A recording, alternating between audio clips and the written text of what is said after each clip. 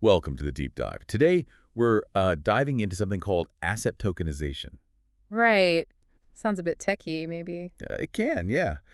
But based on our material from Plume, it's basically about taking legal claims, economic claims on, well, anything really. Like a building or art, you mean? Exactly, yeah. And turning them into these programmable things, smart contracts. So like digitizing ownership in a pretty fundamental way. That's it. And the thing is, it's not some far-off idea. It's actually happening. Oh, yeah, globally. And even here in the U.S. Right, under the Uniform Commercial Code, Articles 9 to 12, I think. That's the one. The UCC has been the backbone for this stuff for ages, tracking ownership. From paper ledgers? To databases and now, well, blockchain. Asset tokenization just applies that same idea with new tech. Giving us a more dynamic way to handle ownership stakes with smart contracts. Exactly. A new medium for an old principle. Okay, so our mission for this deep dive really is to get a handle on what asset tokenization is. And the regulatory side, too, yeah. Yeah. Especially in the U.S. Definitely. And see how Plume, who provided our source material, is approaching it all. Right. Give you a clear overview without, making your head spin. Hopefully. Okay, so let's dig in a bit more. This idea of turning legal claims into composable smart contracts. What does that actually look like? Well, at its core, you take the rights tied to an asset, say, getting rent from a property. Or profits from a patent. Yeah, exactly. And you represent those rights as digital tokens on a blockchain. Okay. And the composable part? That's where it gets really interesting because they're smart contracts, they're programmable. Meaning they can interact. Precisely. Think of them like Lego bricks. Each token is a specific right. And you can snap them together. Yeah. To build more complex financial setups, like automatically sending out profits to fractional owners. Okay. And the source mentioned the UCC already covers recording stakeholders in different ways. Right. Paper, databases, now blockchains. The legal idea of tracking who owns what isn't new. Just the technology is evolving. So it's less about creating totally new assets, more a new way to manage ownership of existing ones. That's a good way to put it. Now, Plume makes a really strong point. Separating tokenization itself from using tokens to raise money. Why is that distinction so vital? Oh, it's absolutely critical, especially, from a regulatory view. The SEC's view. Right. The SEC draws a very clear line. Tokenization, that's the tech process, creating the digital representation. Just making the token. Yeah. Fundraising, that's when you offer those tokenized securities to investors to raise capital. Okay. Two different actions. Completely separate, with different rules. You could tokenize something just to manage it better, no fundraising involved. But if you do want to raise funds with them... Then you step into a whole different regulatory arena. Got it. So tokenized doesn't automatically mean investment offering? Okay, so when fundraising is the goal in the U.S., using these tokenized securities, what's that landscape look like? Plume talks about exemptions for sophisticated investors. Yeah, that's a really key part of the U.S. system. When you offer securities, tokenized or not, to investors considered sophisticated. Who counts as sophisticated? Well, typically it's accredited investors, people or entities with high net worth. Also qualified purchasers, professional investors. Okay. And offerings to them can often use exemptions. Avoids the full SEC registration hassle. Or Regulation D. Exactly. Reg D is a common one. And a key step there is filing a Form D with the SEC, usually after the fundraising. And the thinking is these investors can handle the risk. Generally, yeah. They're seen as having the financial know-how to evaluate investments themselves. Right. So different rules for them. What about, the average person? Retail investors.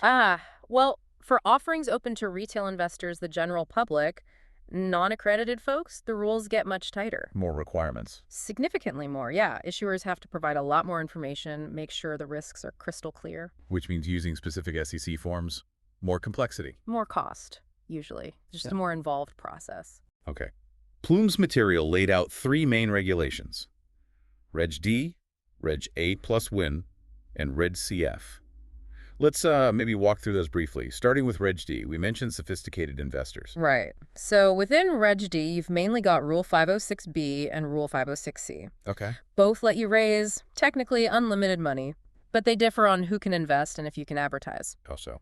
Under 506B, you can include up to 35 non-accredited investors, but, and this is key, you generally can't publicly advertise the offering. So you need pre-existing relationships, mostly. Pretty much. And there are resale restrictions, usually 6 months or a year before those shares can be sold publicly under Rule 144. Okay, and 506C? 506C does allow public advertising. Big difference. But only accredited investors can actually put money in. Ah, okay. Advertise broadly, but sell narrowly. You got it. And the resale restriction is shorter, a mandatory 3-month lockup, than they can sell to other accredited investors. And things like broker-dealers, transfer agents? For both 506B and C, you're not legally required to use a broker-dealer, but honestly, it's often very helpful for compliance. Makes sense. Same for transfer agents and escrow, not mandatory under Reg D. And the main filing for both is Form D. So Reg D sounds like it's mainly for targeting those high net worth folks, maybe without the fuss of public ads if you use 506B. That's a good summary, yeah. Okay, moving on. What about Reg A plus I? I saw it split into Tier I and Tier 2. Right, Regulation A plus D. This one opens the door to raising money from both accredited and non-accredited retail investors. Ah, okay. Broader reach. Definitely. Tier I lets you raise up to $20 million in a 12-month period. And you can advertise publicly. Yep, public solicitation is allowed. No specific federal resale restrictions under Tier 1. Broker-dealer. Transfer agent. Broker-dealer not required, but again, often advisable. Transfer agent also not mandatory initially, but recommended as you grow. Escrow isn't required either. And the paperwork. You start with Form 1A filed with the SEC, and then Form 1Z when you're done. Okay, that's Tier 1. What about Tier 2? Tier 2 lets you raise more, up to $75 million in 12 months.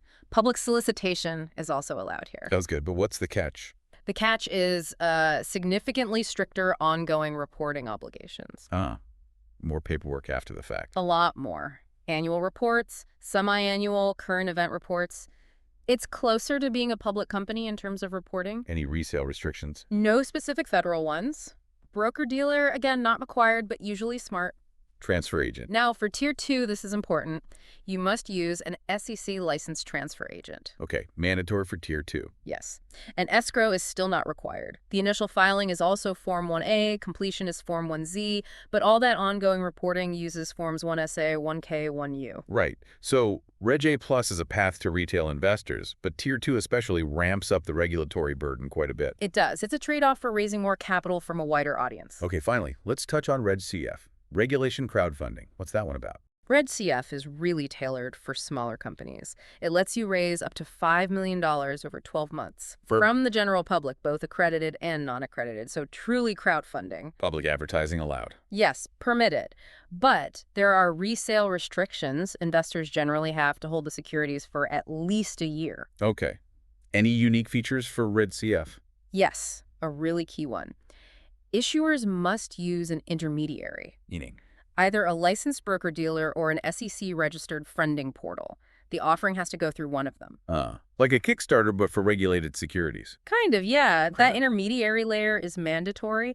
Transfer agent isn't required, but definitely recommended. And escrow. Escrow is required under Reg CF, protects investor funds until certain goals are hit. Makes sense for crowdfunding.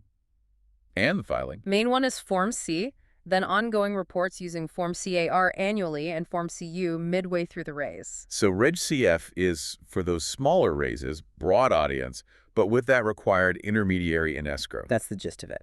Okay, so we have this range. Reg D for sophisticated, Reg A plus for a mix with tiers, and Reg CF for smaller public raises via portals. It's definitely complex. It is. And like Plume says, their table is really for education, just to help see the options. Right. Okay, let's pivot a bit and talk about Plume itself. The source material lays out their ecosystem. What are the main parts? Yeah, Plume seems to be aiming for a pretty complete solution for this tokenization world. Like an all-in-one platform. Sort of. They mentioned the Plume Chain. That's likely their base blockchain tech. Okay. Then there's Plume Arc. That looks like the main platform for actually doing things with tokenized assets. Like what kind of things?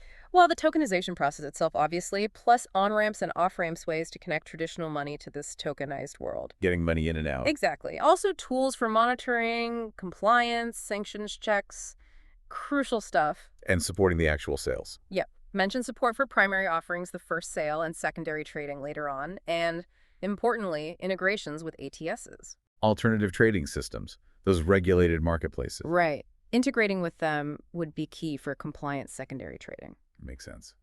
What else is in the ecosystem? They list Plume Nexus, called a data highway. Sounds like secure data flow for these assets. Right. And Plume Passport, which seems to be their smart wallet for users. Right. So focusing back on Plume Arc for a second, those features like asset tokenization, on-ramps, monitoring, primary and secondary trading, ATS integrations, Yeah. it really sounds like they're tackling both the tech side of creating tokens and those big regulatory pieces we just discussed. I think so, too. Building in monitoring and sanctions, planning for ATS integrations, it suggests they're very aware of the rules. And trying to build a platform that helps users stay compliant. Seems like it. Facilitating compliance, connecting the dots between token creation, fundraising rules, and trading. Thinking about the whole life cycle. Exactly, from start to finish. The material also talked about resources for developers, a testnet, guides. Oh yeah, that's vital for any platform like this. You need developers building on it. So they're providing tools. Looks like it. How-to guides for connecting, deploying smart contracts, even running a node. That's how you build a community. Makes sense. Get people building things on Plume. Right. Foster that developer ecosystem. There were also quick mentions comparing Plume to Ethereum, talking about gas fees, finality. Those are fundamental blockchain things. So they're addressing the core tech questions. Seems like it. Comparing to Ethereum highlights their potential differences or advantages. Gas fees impact user costs. And finality. That's about transaction certainty. Once it's done, it's done. Crucial for trust, especially in finance. Okay. And lastly, they mentioned community, support, a glossary, FAQ. Yeah, standard but important stuff, especially in a field that can feel complex. Helps people understand the jargon. Definitely. Good glossary, good FAQs, strong support. It all helps build user confidence and engagement. Right. So as we sort of wrap this up, what are the big takeaways for you? What should listeners really hold on to? Okay, 3 main things, I think. First, just the core idea. Asset tokenization is about representing ownership rights digitally with these composable smart contracts. Digitizing ownership. Yep. Second, and this is really key in the US, that sharp distinction between making the token and fundraising with it.